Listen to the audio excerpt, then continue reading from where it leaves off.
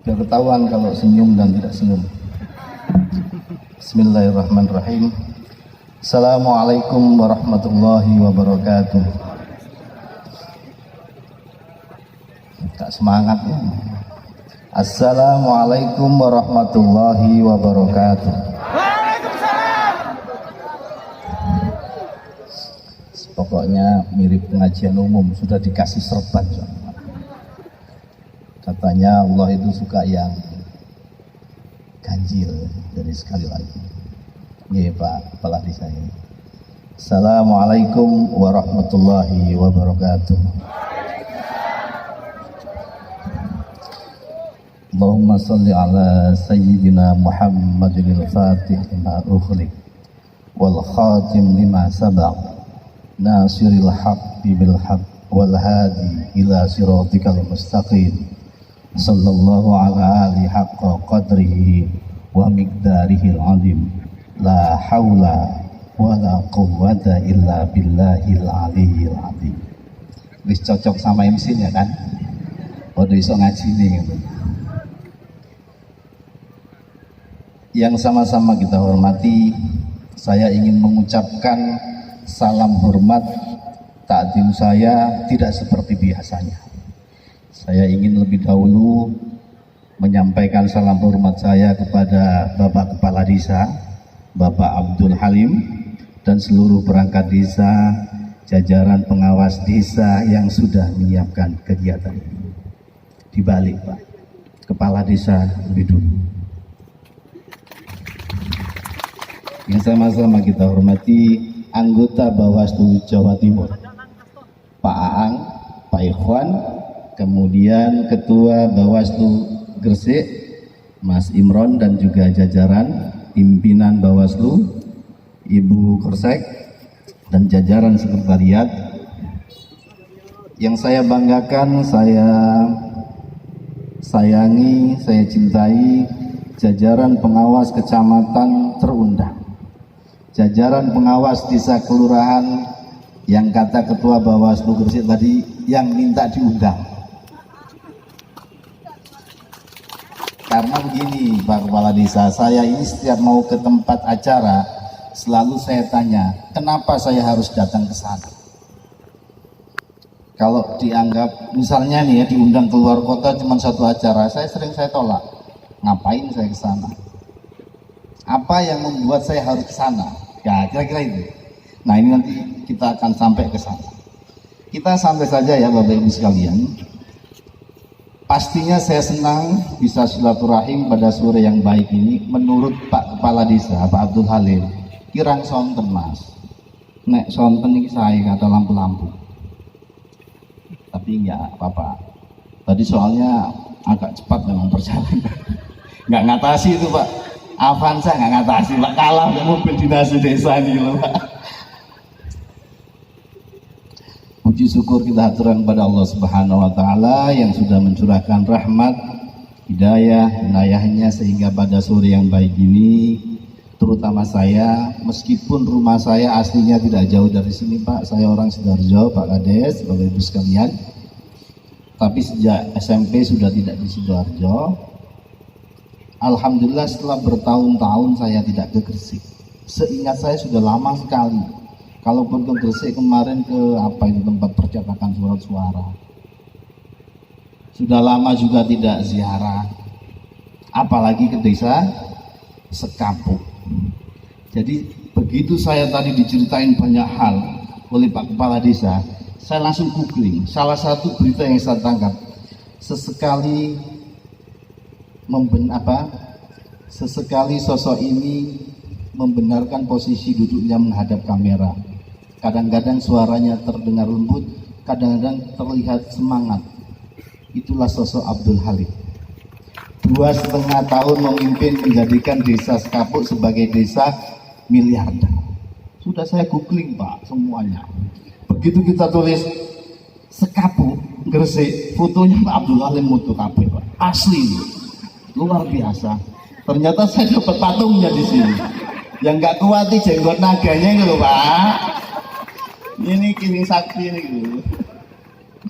Salawat serta salam kita curahkan kepada junjungan kita Nabi besar Muhammad sallallahu alaihi wasallam, sudah menunjukkan kita ke jalan yang diridhai oleh Allah Subhanahu wa taala, jalan yang penuh keberkahan dengan iman Islam kita, sehingga kita bisa berkumpul, bersilaturahim, bermuajahah di forum yang insya Allah diberkati Allah Subhanahu wa taala.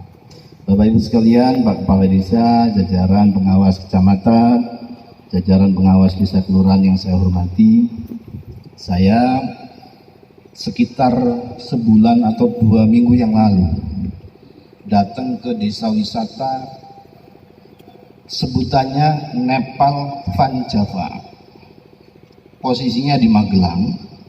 Kalau Bapak Ibu sekalian googling sekarang, di situ ada namanya Dusun Butuh.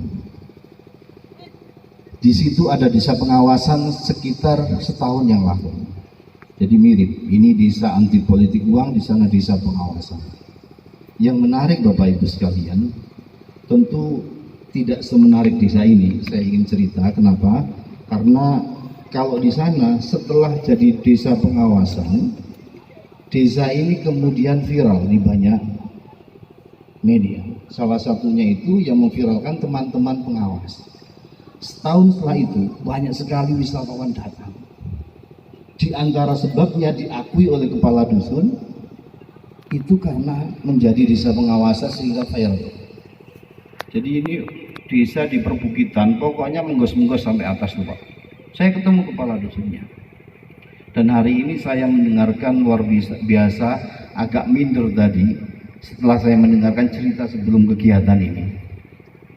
Apa yang sudah dilakukan Pak Abdul Halim sebagai kepala desa dengan jajarannya untuk membangkitkan desa ini dari yang tadi katanya desa tertinggal, desa miskin menjadi desa miliarder, dari yang kemudian perangkatnya atau pegawai BUMDes-nya atau apa itu yang digaji 400.000 menjadi 3.800.000 atau 3.200.000, semua terbekas di saya. Bagaimana pemerintahan desa punya mobil dinas, kalah provinsi, kalah Bawaslu Kabupaten Pak, Bawaslu RI lo kalah mobil dinas. Ini luar biasa. Jadi ini semua sebenarnya adalah satu tadi, soal kemampuan dan soal kemauan. Kalau kita lihat bagaimana usaha Pak Kepala Desa tadi, tentunya dengan segenap masyarakat, membangkitkan ekonomi desa, membangkitkan kewirausahaan dan seterusnya, termasuk pariwisata desa ini. Stigi ya. Stigi ini yang sekarang jadi luar biasa. Kemarin Pak Ang bilang nanti akan ada pengawasan desa peluncuran peresmian desa pengawasan. Saya bilang Jawa Timur ini kan selama ini belum ada desa pengawasan, saya mau resmikan. Belum ada. Saya tidak akan meresmikan tempat yang biasa-biasa saja. Dan untuk Jawa Timur, Sekapuk ini desa pertama saya datang. Karena cerita-cerita baik, karena kisah-kisah inspiratif tadi. Saya yakin berdikarinya kemauan keras semua kita itu membuat kita semakin terhormat, kita semakin bermartabat, pada saatnya kita semakin berwibawa. Apa yang tadi saya sampaikan Pak Abdul Halim menurut saya penting. Tangan di atas lebih baik daripada tangan di bawah. Pada konteks yang lain saya ingin mengungkapkan begini. Tidak ada ajaran agama apapun yang membenarkan proses pemilihan kepala daerah, termasuk kepala desa. Itu dibolehkan jika dilakukan dengan cara-cara yang tidak baik, curang, politik uang, dan seterusnya. Mau agama Islam, Kristen, Katolik, Protestan, Hindu, Buddha, Konghucu, semuanya sama, bersepakat bahwa pemilihan pemimpin, kepala daerah, kepala desa yang dilakukan secara langsung itu harus dilakukan dengan prinsip-prinsip jujur, adil, amanah, dan seterusnya. Ini semangat dasar, Pak. Termasuk kenapa kita punya inisiatif yang namanya Desa Anti Politik Uang.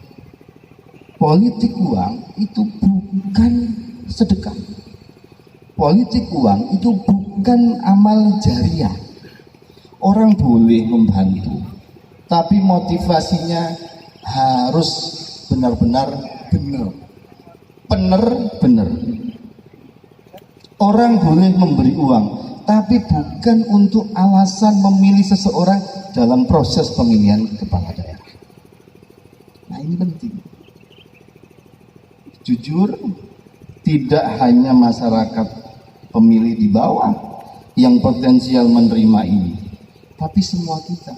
Tapi kalau kita membentengi diri kita sudah berdikari, kita sudah selesai dengan mindset kita bahwa harus ada cara pikir yang kita kembangkan.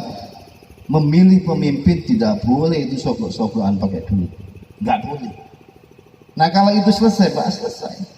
Insya Allah Bapak Ibu sekalian, kalau kita hitung, Pak, kalau kita dikasih uang 100.000 untuk memilih orang dalam masa 5 tahun, dihitung satu hari itu berapa jam, dihitung satu hari itu berapa, satu bulan, satu tahun itu berapa hari, satu bulan berapa hari, dan seterusnya. Itu rata-rata, Pak, kalau kita 100.000 per harinya sekitar uang itu 55 perak.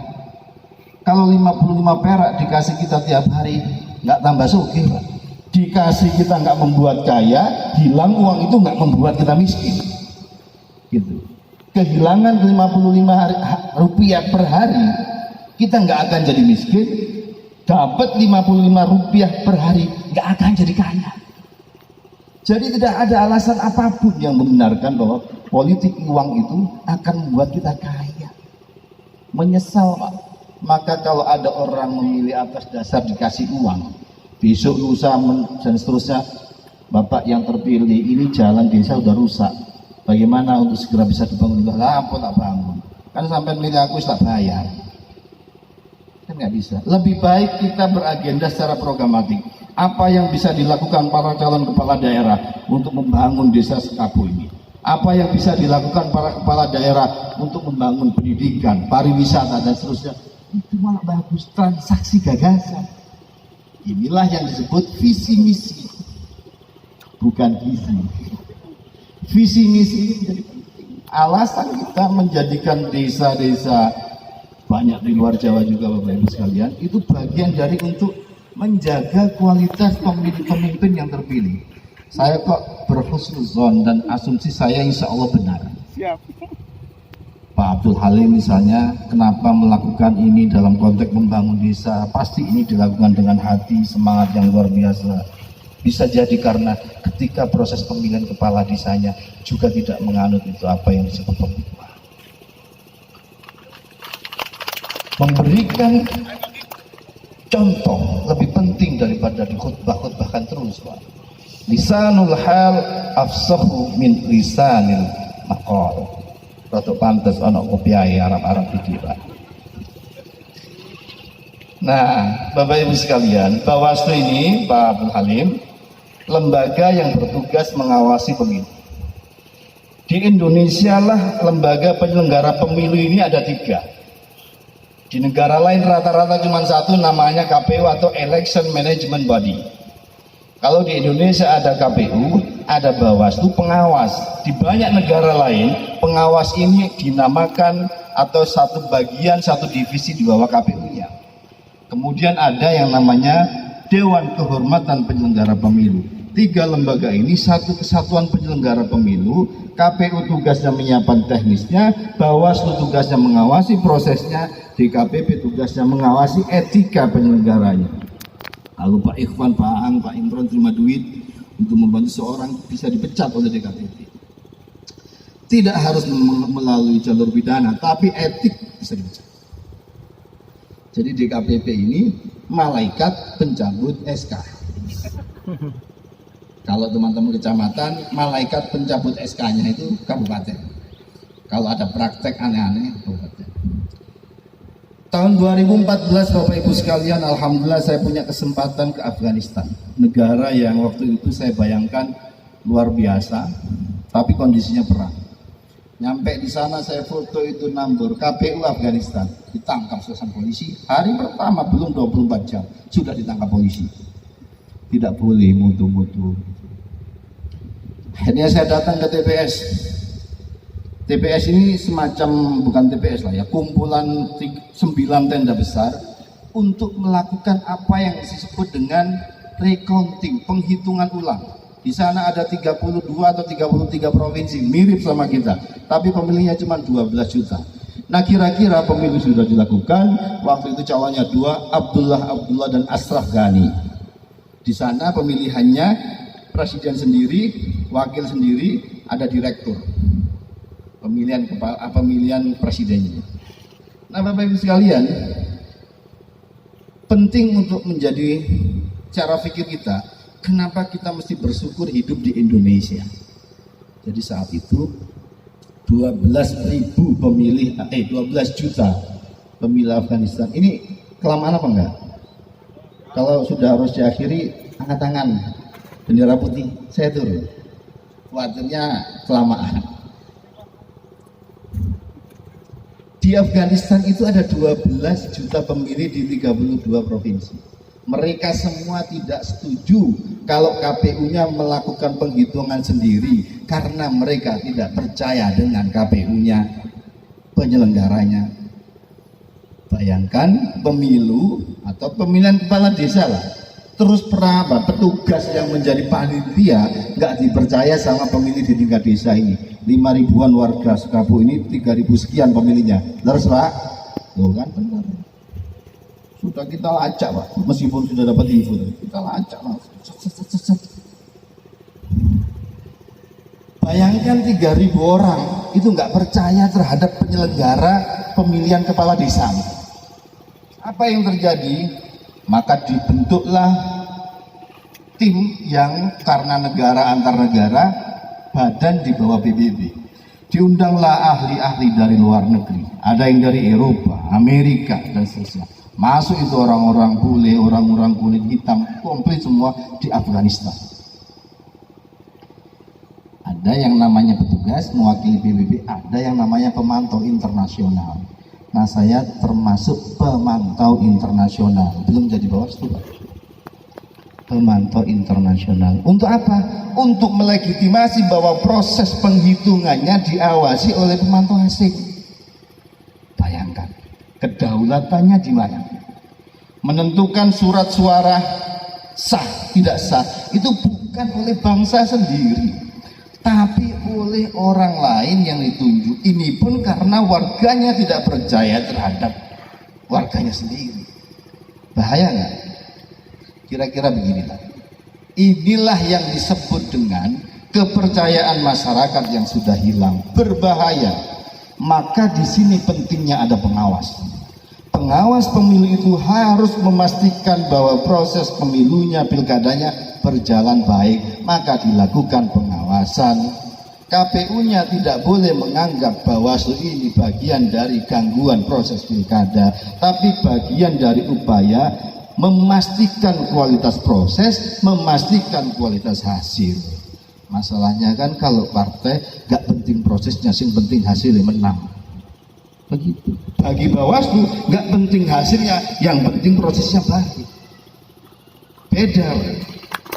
Tapi alangkah baiknya kalau semua pihak kemudian dalam posisi yang sama.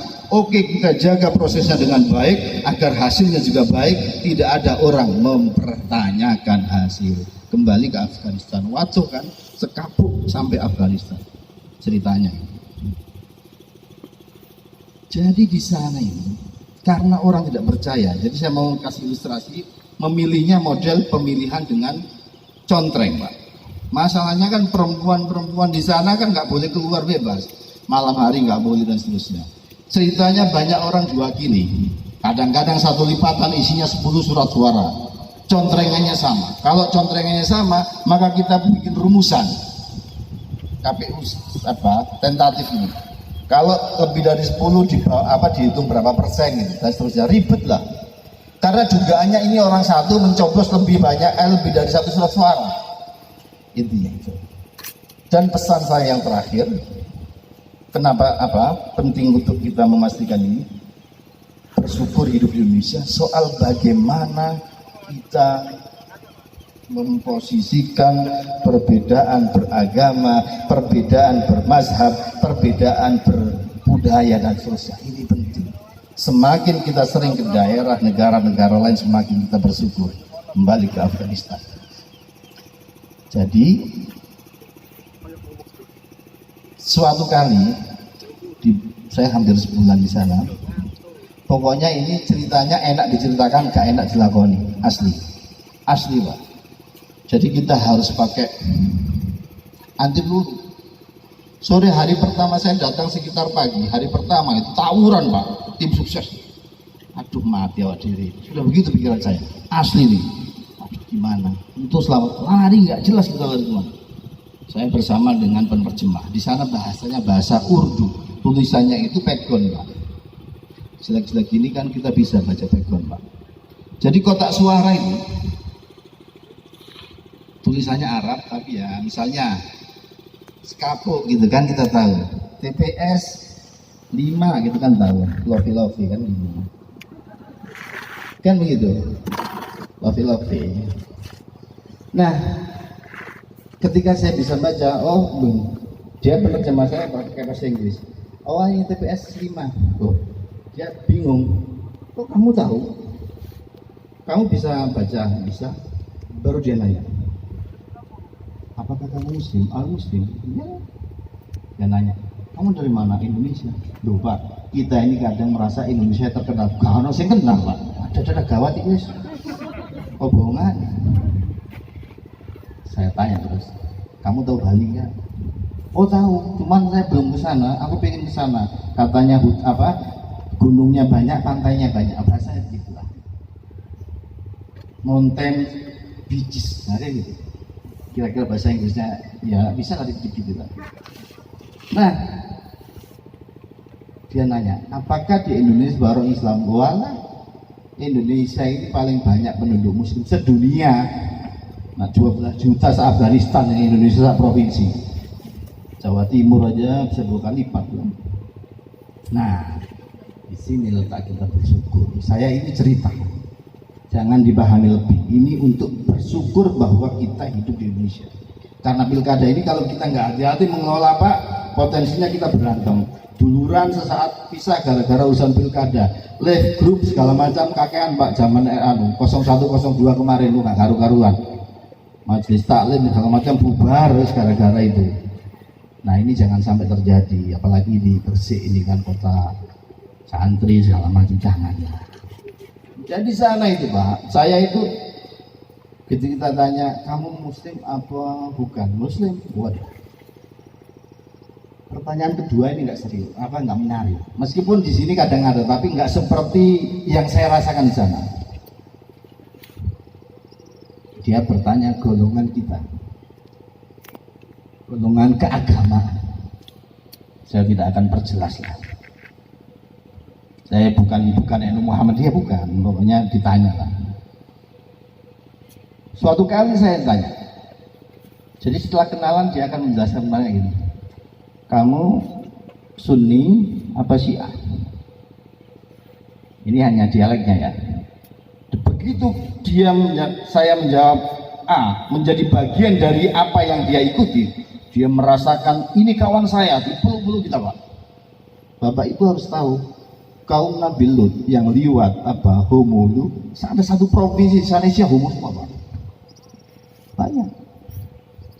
Wongnya kadang-kadang celanang, itu ya. Nah begitu saya bilang begitu, senang. Nah, suatu ketika yang lain saya ketemu dengan orang lain, sama pertanyaannya. Jadi saya berkesimpulan, penonjolan identitas ini kadang kalau nggak kita kelola, inilah sumber malapetaka, makanya perang terus. Nah inilah yang terjadi di banyak negara Timur Tengah. Bagaimana pemahaman kita atas segala sesuatu, keagamaan dan seterusnya, itu selalu dipahami yang benar kanan jauh, yang kiri salah, atau sebaliknya, yang kiri benar, yang kanan salah. Seakan-akan tidak ada pemahaman bahwa kebenaran itu ada di sisi tengah. Iktisadi, tawasud, ta'adul, tawasun. Ini kekhasan Islam Indonesia. Bagaimana perbedaan itu bisa didialogkan. Selalu ada yang bisa dimusyawarahkan, selalu ada yang dicarikan jalan keluar. Kalau saya sering bercanda begini, semuanya bisa ditawar kecuali NKRI. NKRI harga mati ya. Lainnya bisa ditawar, artinya kebenaran, proses-proses itu bisa kita lakukan musyawarah dan lain-lain. Jadi pesan ini semua menurut saya Bapak Ibu sekalian, pilkada ini kan proses pemilihan kepala daerah. Yang namanya pemilihan kepala daerah, menang 1000 suara dengan menang 2 atau 3 suara sama Pak. Tidak ada juara 2, juara 3 dalam pilkada, nggak ada. Dicari cuma juara 1. Beda dengan kalau kita lomba atau kuliah sekolah, satu juara kelas 1, 2, 3 sama-sama dapat piala. Pilkada enggak Pak, kalah is kalah. Makanya di situ ada potensi orang melakukan banyak kecurangan. Nah, harapan saya dengan memposisikan deklarasi Desa Sekapu ini sebagai desa anti politik uang, harapan saya desa ini menjadi desa percontohan, desa yang benar-benar warganya berdikari sebagaimana disampaikan kepala desa, kuat secara ekonomi, kuat secara mental. Tidak semua Pak orang banyak duitnya itu tidak kepingin duit, itu ya enggak. Maka kita harus kuat secara mental dan ya cara pandang kita bagaimana menjaga kewibawaan desa ini, apa yang harus dilakukan warganya dan seterusnya. Kalau berkaca dari apa yang dilakukan jajaran kepala desa, perangkat desa bersama masyarakat, saya kok yakin desa ini akan benar-benar menjadi desa percontohan, desa anti politik uang. Jadi sekali lagi Bapak Ibu sekalian, atas nama Bawaslu Republik Indonesia, saya ingin mengucapkan terima kasih yang setinggi-tingginya kepada Bapak Kepala Desa dan jajaran perangkat desa serta warga Desa Sekapu ini yang sudah berkenan dan sudah mau menjadikan desanya sebagai desa percontohan, desa anti politik uang. Ini sudah banyak sekali di daerah-daerah lain. Bagian dari upaya kita semakin menyehatkan proses pilkada kita. Terima kasih juga kepada jajaran pengawas desa kelurahan, jajaran Panwaslu kecamatan, jajaran Bawaslu Kabupaten Gresik dan juga Bawaslu Jawa Timur. Insya Allah dengan niatan baik dan tanpa ada apapun yang membebani kita, pilkada di Gresik kita harapkan menjadi pilkada yang baik, prosesnya baik, hasilnya baik. Dan terakhir saya ingin menyampaikan kepada jajaran pengawas baik di kecamatan maupun kelurahan, pilkada ini kita lakukan di saat yang tidak gampang, di saat wabah. Bapak Ibu boleh tidak percaya adanya COVID, boleh, tapi tolong hargai orang yang masih percaya. Karena kalau kita habis berhubungan ketemu orang yang katakanlah naudzubillah mendalik kemudian positif, grogi juga Pak. Ini kejadian sama saya. Satu kejadian habis simulasi proses di TPS, saya bersama Ketua KPU Mas Arief, persis kanan kiri. Berempat lainnya. Intinya 2 positif, 2 negatif. Artinya kita harus tes. Waduh, grogi Pak, nunggu hasil ini bagaimana ini? 14 hari kemana-mana kalau kita nggak tahu juga ini sakitnya seperti apa. Terakhir Bapak Ibu sekalian, jika di luar rumah kita ada hujan, kita tidak bisa menghentikan hujan. Ya mungkin macam-macam kayak Mas Imron ini semendung, waduh, mesti lahir emang bengi gak udan. Asal ada usaha ya, tapi begitu hujan Pak, belum tentu kita bisa menghentikan. Wabah ini begitu. Allah punya ketentuan. Tapi kita bisa menghindari dampak dari basahnya kena air hujan. Banyak cara. Bisa di rumah, bisa keluar rumah pakai payung, pakai jas hujan, atau pakai naik mobil Alphardnya Pemdes.